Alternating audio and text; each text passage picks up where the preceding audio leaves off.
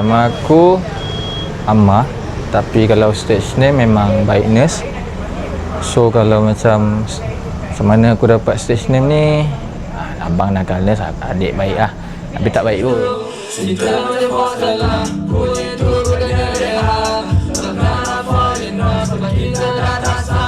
Kalau basically untuk album VAA ni sebenarnya memang buat untuk abang lah.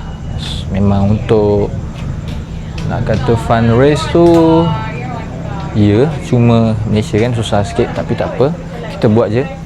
So basically untuk album tu juga untuk tribute dia lah juga, sebab dia pun one of orang memang look up untuk dia kan. So kita buat untuk dia, memang kita sayang dia juga lah.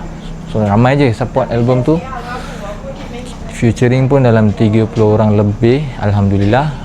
So ramai yang support dari segi macam, kalau biasanya kalau macam artis kan kena bayar apa semua, tapi mostly dia orang bagi free. So Alhamdulillah lah, terima kasih sebab support album ni.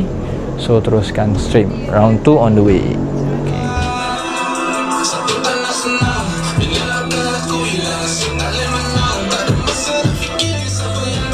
Projek macam tadi round 2 ada album juga, tak tahulah album ke EP, tapi korang tunggu je lah. InsyaAllah tahun ni, kalau siap cepat tahun ni, kalau tak tahun depan.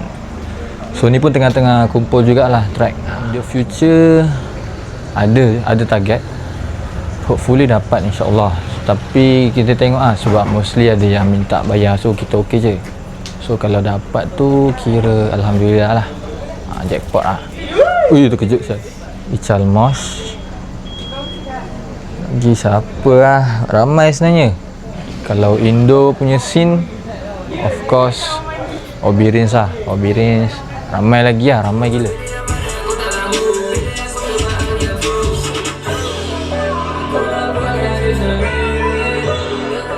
If kalau benda tu jadi, happy lah. Dia macam kita dari taman yang biasa, taman daya, memang tak ramai yang tahu, dan tempat yang kecil lah.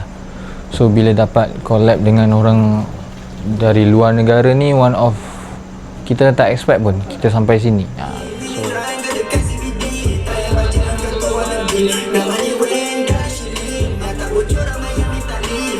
Keep support.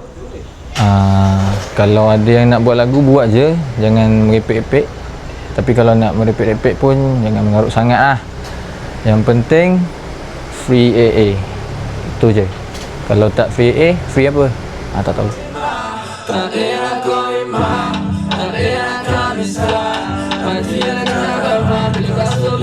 Tak